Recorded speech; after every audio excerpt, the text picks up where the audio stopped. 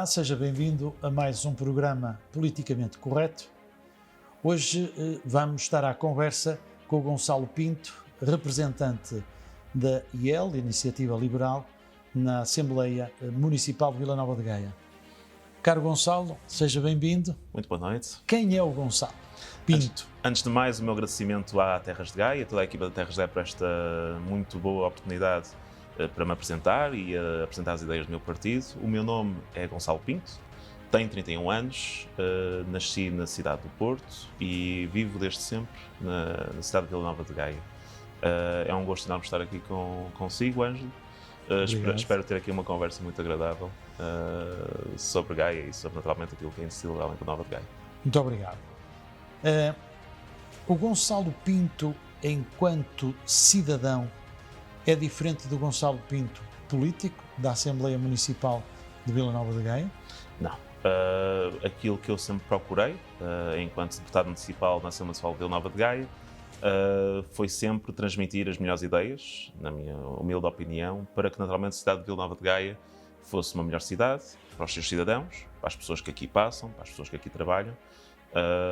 E naturalmente aquilo que eu procuro é aplicar aquilo que são os meus conhecimentos, aplicar aquilo que é a minha experiência, de modo a que sejam naturalmente cultivadas ideias e soluções que sejam naturalmente positivas para todos os gaienses.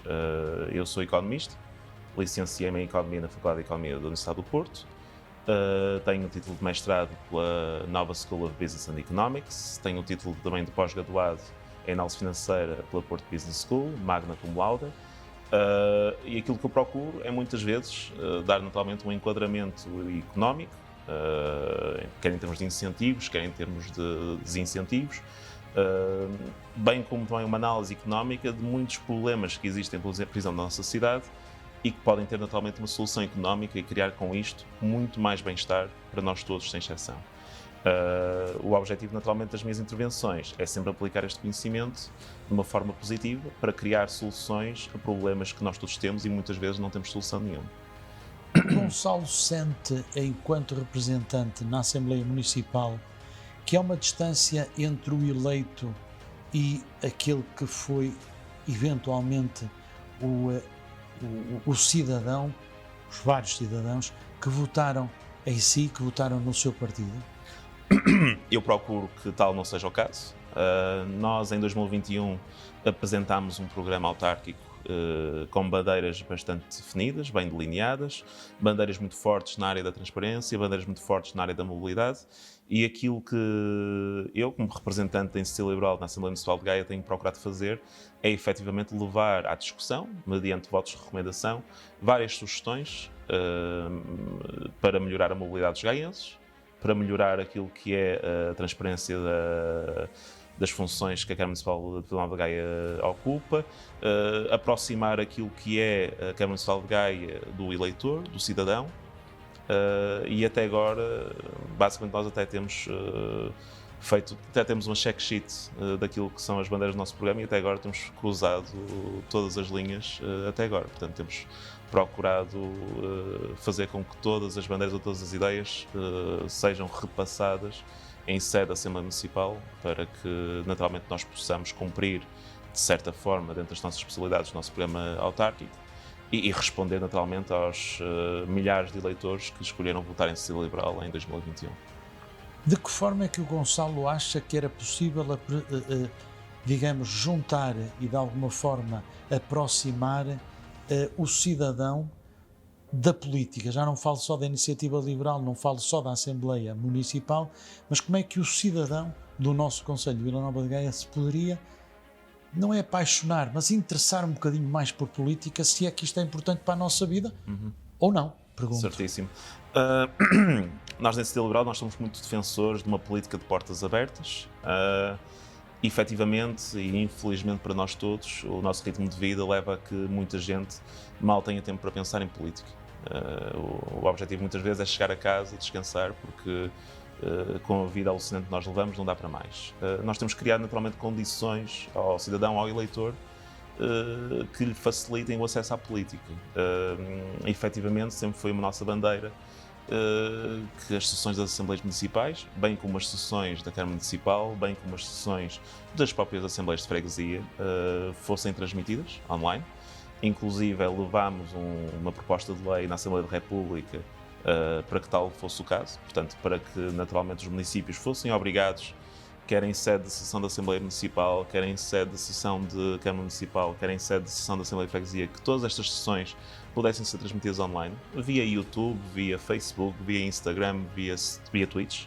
Portanto, naturalmente as pessoas, em vez de estarem a fazer scroll no Instagram, ou a ver o Facebook, ou a ver o Twitch, qualquer jogo online que gostassem, em vez de estarem a fazer isso, podiam estar naturalmente a ver aquilo que era a discussão da gestão política do nosso município. Efetivamente, nós tivemos as sessões da Assembleia Municipal transmitidas até abril de 2022, que infelizmente foram interrompidas. Naturalmente não é uma opção que nós acompanhamos, embora respeitemos que naturalmente tal seja a intenção daquilo que é o grupo político incumbente, neste momento na Câmara Municipal, na Assembleia Municipal. Mas efetivamente o nosso objetivo é que cada vez mais cidadãos tenham acesso à política de uma forma fácil, gratuita, sem custos e de total portas abertas. Só mesmo para realçar uma nota do mesmo final, essa proposta de lei que nós levamos à Assembleia da República foi aprovada na altura com os votos a favor do Partido Socialista. É importante distinguir aqui uma dicotomia interessante. O Partido Socialista em Gaia não quer transmissões das Assembleias Municipais, o Partido Socialista na Assembleia da República queria transmissões das sessões da Assembleia Municipal. Acha que essa falha, essa falta, poderia colmatar de alguma forma a proximidade dos eleitos e dos eleitores? Poderiam aqueles que votam sentirem-se mais representados nas diversas propostas, ou ainda acha que na política local, no nosso concelho, vota-se pela cara do candidato, ou entende que ainda se vota pela cor do partido? Qual é a sua opinião, Gonçalo? Infelizmente não há soluções mágicas que resolvem tudo. Isto naturalmente, esta proposta em si liberal de permitir estas transmissões todas online seria naturalmente uma ajuda no sentido de aproximar o cidadão da política. Claro que isto teria que ter um esforço integrado, holístico, de várias áreas para que efetivamente o eleitor se aproximasse totalmente da política. Sessões de esclarecimento, sessões públicas de esclarecimento de vários temas importantes da liça política no momento, uma própria, se calhar, envolvimento das escolas, no sentido também exaltar e enaltecer aquilo que é o interesse político dos alunos na própria política. Teria que haver um conjunto de soluções para integrar isto tudo. Sente que ao nível das escolas, quando se fala de literacia, também ao nível político há essa falha? Ou os jovens do dia de hoje, a geração Milênio G e a geração G, não quer rigorosamente nada com isto, porque acham que são todos iguais? Eu falo um pouco da minha experiência pessoal. Eu só comecei a ter conhecimentos básicos de economia a partir do 10º ano, quando efetivamente enveredei pelas ciências socioeconómicas. O que é que isto quer dizer? Quer dizer que todos os alunos que até ao 10º ano, e mesmo aqueles que depois do 10º ano enveredam pelas ciências ditas humanas, ou por humanidades, não entram em contacto com aquilo que são conhecimentos básicos de inflação, de desemprego, enfim, conceitos que são utilizados e repetidos até à exaustão durante o dia-a-dia e que depois, naturalmente, não existe uma clara instrução sobre o que é que significam esses conceitos. Seria importante, a partir do 2º, 3º ciclo, aproximar os alunos, mediante até disciplinas e cadeiras de literacia financeira /política, daquilo que é uma coisa que é de nós todos. Isto é uma república, é uma res pública, é uma coisa de todos nós. Se nós não entendemos aquilo que estamos a discutir, como é que nós podemos discutir realmente as coisas? Mas então a cadeira ou a disciplina de cidadania e todo o resto da designação não trata disso ou não deveria tratar disso?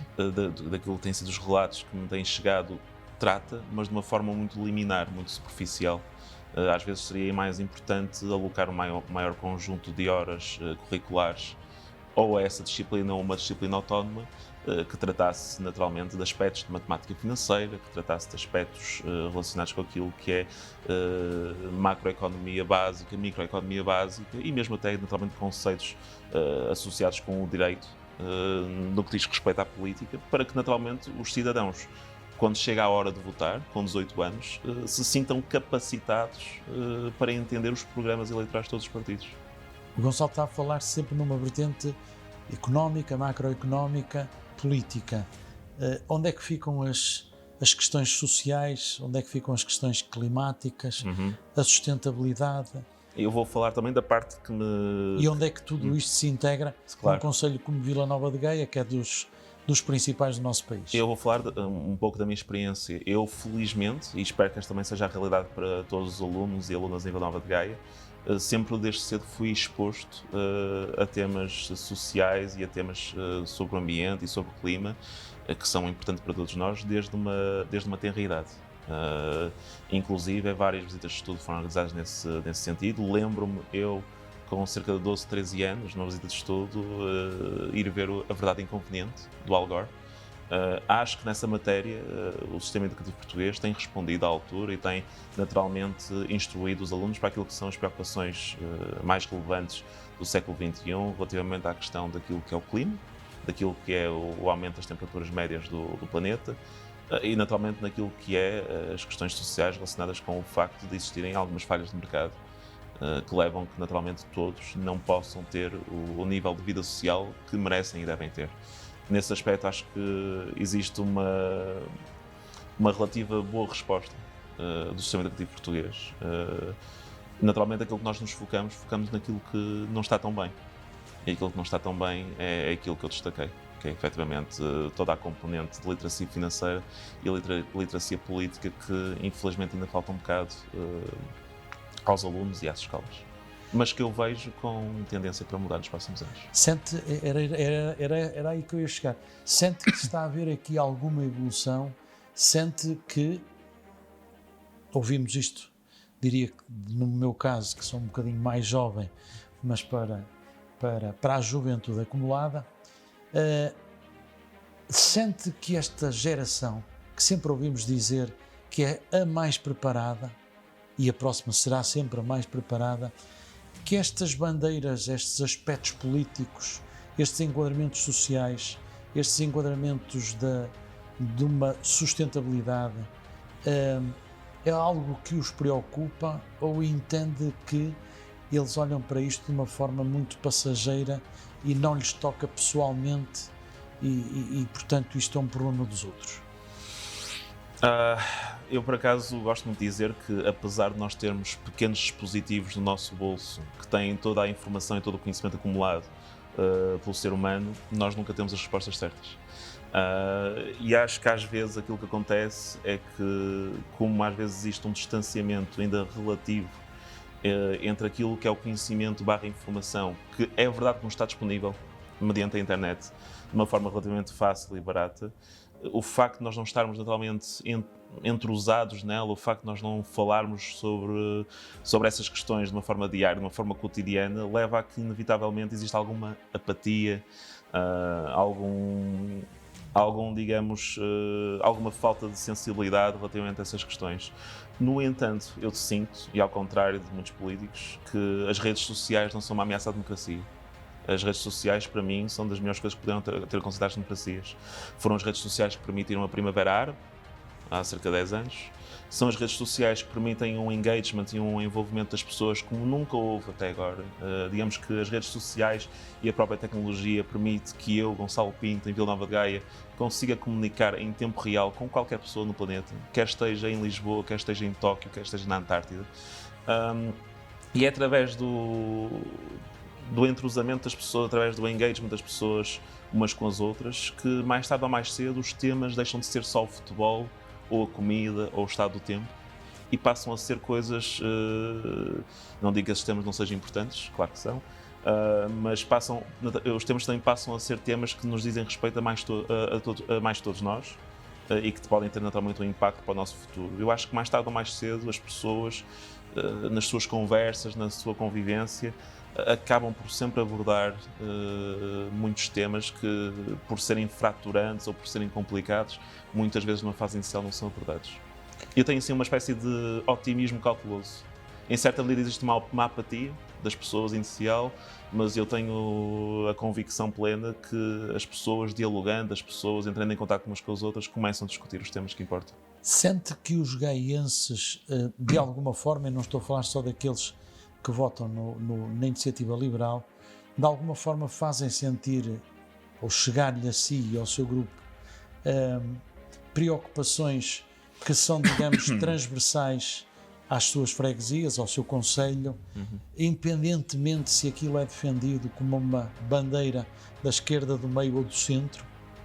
Eu acho que a nível autárquico a diferença ideológica entre esquerda, direita e centro acho que fica muito esbatida, porque são temas muito de gestão local, não necessariamente de assunção de bandeiras ideológicas. É mais importante, digamos, a cara que nos aparece para o concelho do que o cartão ou a bandeira política, ou isto é indiferente? Eu acho que é um pouco um conjunto de tudo, é como se fosse um fato, é o blazer, é as calças, é a gravata, acho que tudo entra em questão para naturalmente levar o eleitor a Tu tens que fazer pandan, não é? Exato, tu tens que fazer pandan, exatamente. Nós, por acaso, nosso partido, nós já recebemos contributos de várias pessoas, em Vila Nova de Gaia, problemas inclusive que nos tinham saltado à vista.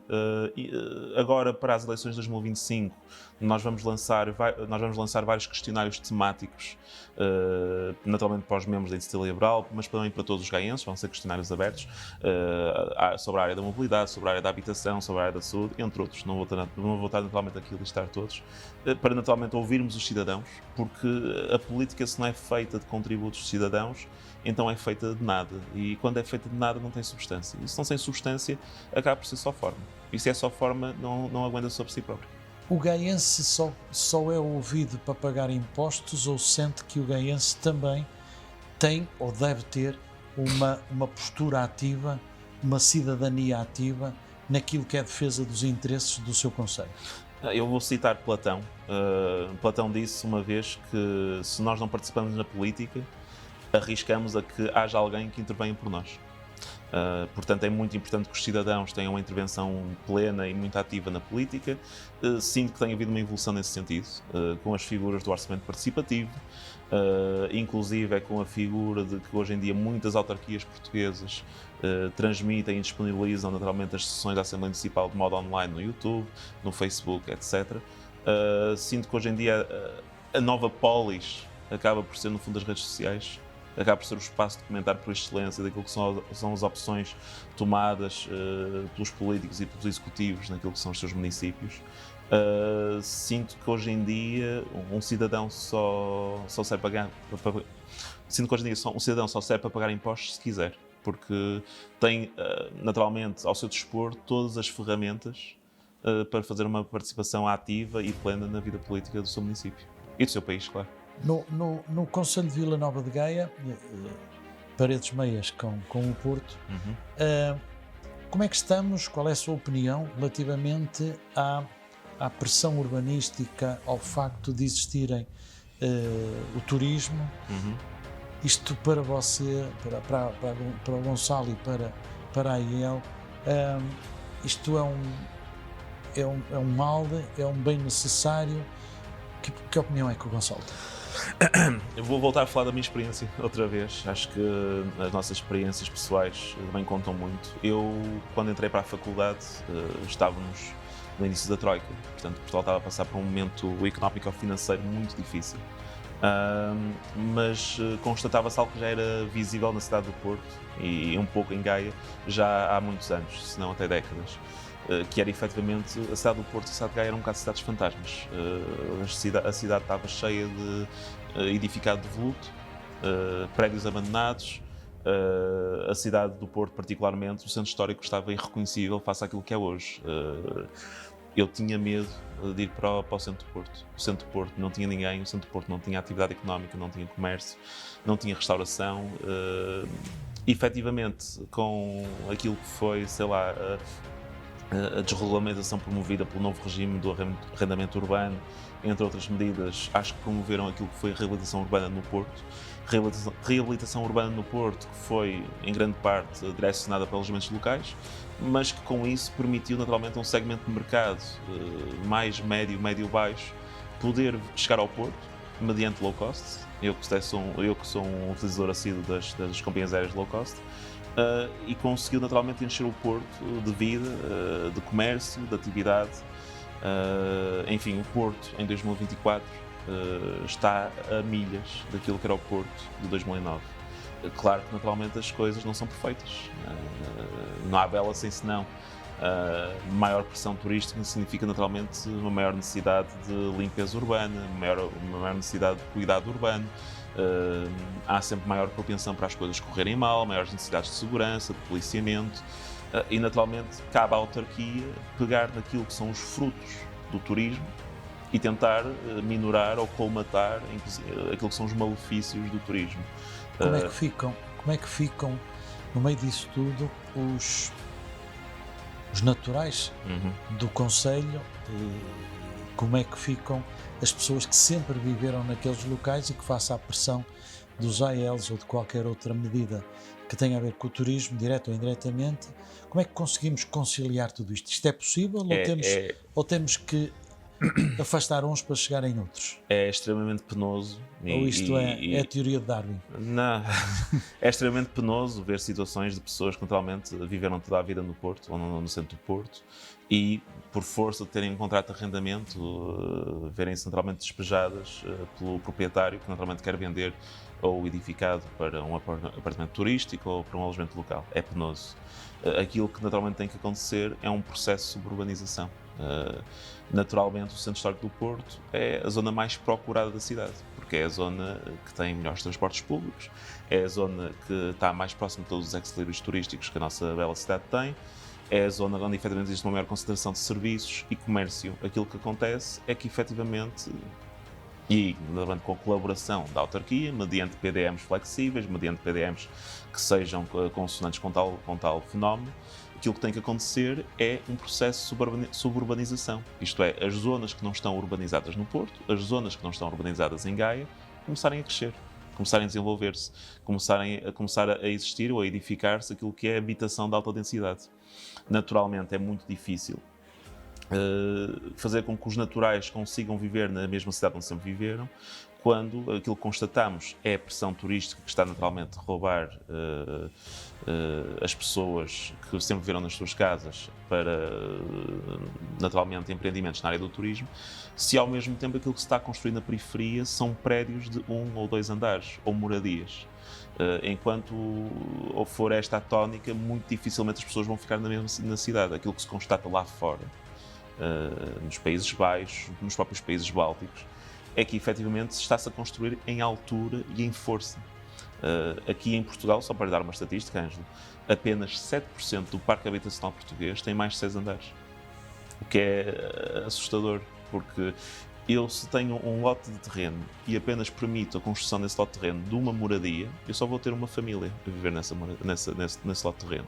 Se eu permitir a construção de um prédio de 2 ou 3 andares, só vou conseguir para aí ter 10 famílias. Mas se eu permitir a construção de prédios com 8, 9, 10, 11, 12, 3 andares, eu já consigo ter nesse mesmo lote de terreno dezenas, se não centenas de famílias. E eu, quando assim consigo fazer, eu consigo baixar o custo unitário de cada fração habitacional. Mas quando não vamos com isso criar uma densidade populacional sempre nos mesmos sítios, sempre nas mesmas zonas e tirar aquilo que se poderá chamar qualidade de vida?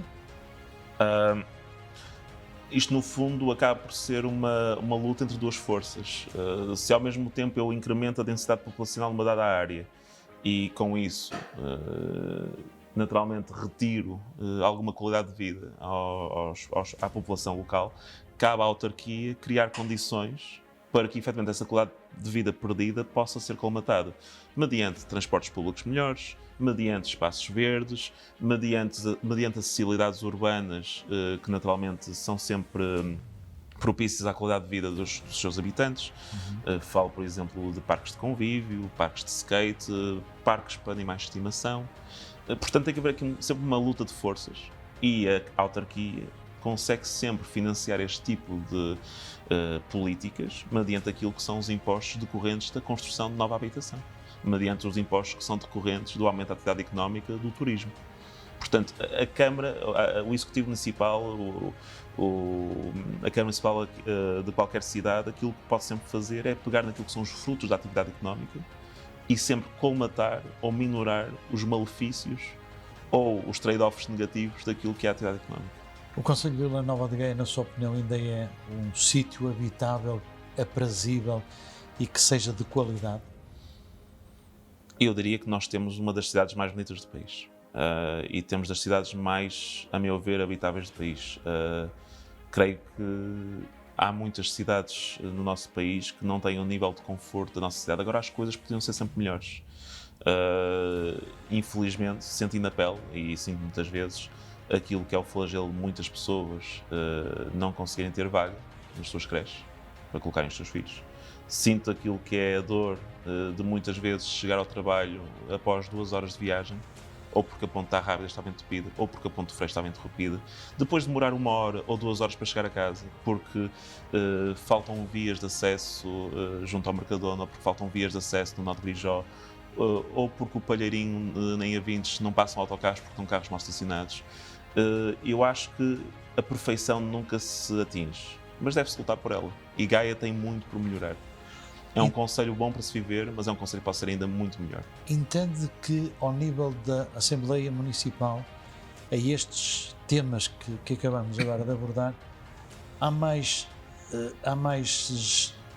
probabilidades de as forças políticas se poderem entenderem naquilo que entendem que é o essencial para o seu concelho, ou entende que isto é, às vezes, as sugestões são tão dispares que é quase difícil encontrar aqui algum bom senso? Como estamos na gestão autárquica, eu acho que as diferenças ideológicas se esbatem muito. Não é por um município ser de esquerda ou de ser de direita que há de ter uma maior propensão para políticas ambientais ou para políticas de conforto, ou direcionadas ao conforto dos seus habitantes.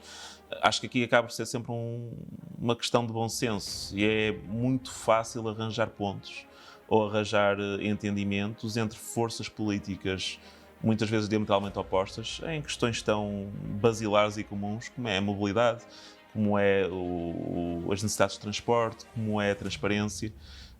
Basta naturalmente haver algum esforço e creio que naturalmente haverá sempre entendimento em matérias que dizem a todos os gaienses, porque acho que as matérias ideologicamente mais fortes nunca são debatidas numa vertente local, são sempre debatidas numa vertente mais nacional. O Gonçalo, enquanto representante na Assembleia Municipal, destes anos que leva de política, qual a bandeira, qual o tema, qual o aspecto que não está concretizado, mas que, na sua opinião, poderia ser uma alavancagem, um salto qualitativo para o concelho? Eu acho que a chave do concelho, para o concelho finalmente deixar de ser uma cidade de dormitório, é efetivamente a mobilidade. Têm sido feitos passos nesse sentido. Creio que a inclusão de uma estação de alta velocidade em Santo Ovídio é um passo muito positivo nesse sentido. Creio que também a inclusão de uma maior preocupação com aquilo que é as redes cicláveis no nosso concelho, também muito por força da nossa sugestão, mediante voto de recomendação da Assembleia Municipal, é também um ponto positivo nesse sentido. Agora, efetivamente, existem entropias muito significativas na mobilidade do concelho que afastam as pessoas, afastam as empresas, afastam o consumo, afastam o rendimento e afastam naturalmente aquilo que é o bem-estar económico das pessoas. Naturalmente, eu, Gonçalo Pinto, deslocar-me de Lever ou de Costume para o centro da cidade não é a mesma coisa de eu deslocar-me, por exemplo, da Aguda para o centro da cidade. Temos zonas que estão completamente depauperadas de transportes públicos, não têm acesso a ferrovia, não têm acesso a sistemas de ferrovia ligeira como é do Porto. Estamos neste momento numa fase embrionária de aplicação de um novo modelo de autocarros concessionados, o modelo da Rede Unir, que ainda tem muitas fraquezas que ainda têm que ser resolvidas. E, efetivamente, quando nós tivermos uma mobilidade para todos, em que seja dada primazia ao conforto, à frequência, à regularidade, só assim é que naturalmente teremos um concelho mais coeso, mais unido e capaz naturalmente de alavancar aquilo que é o talento de todos nós gaienses. Porque nós quando conseguimos alavancar o talento de nós todos gaienses, nós conseguimos atrair empresas. E quando conseguimos atrair empresas, conseguimos aumentar o salário médio. quando nós conseguimos aumentar o salário médio, nós conseguimos aumentar o nível de vida das pessoas. Quando nós conseguimos aumentar o nível de vida das pessoas, conseguimos que naturalmente as pessoas consigam comprar casas, que sejam capazes financeiramente de comprar casas. Isto acaba por ser sempre uma pescadinha de rabo na boca. Efetivamente não tem sido dada muita preocupação nesse sentido, mas acho que cada vez mais tem sido dada atenção a uma frase que eu considero muito importante e que já foi referida várias vezes pelo atual presidente da Colômbia, que é: um país desenvolvido não é um país onde nós todos temos carros, é um país onde até os ricos escolhem usar os transportes públicos. E quando todos usarmos transporte público, quando nós deixarmos o nosso automóvel em casa, as nossas ruas que antes estavam empestadas de tráfego, de poluição, de trânsito, de horas de viagem para o trabalho e de horas de viagem para casa, passam a estar livres, e nós cidadãos começamos a ficar também mais livres. Gonçalo, muito obrigado por ter vindo ao programa. Foi um gosto. Um gosto. Caro telespectador, terminamos hoje aqui o nosso programa do Politicamente Correto, um programa do jornal Terras de Gaia. Eu espero vê-lo no próximo. Até lá, tenha boa qualidade de vida, viva em Gaia e desfrute de Gaia. Obrigado.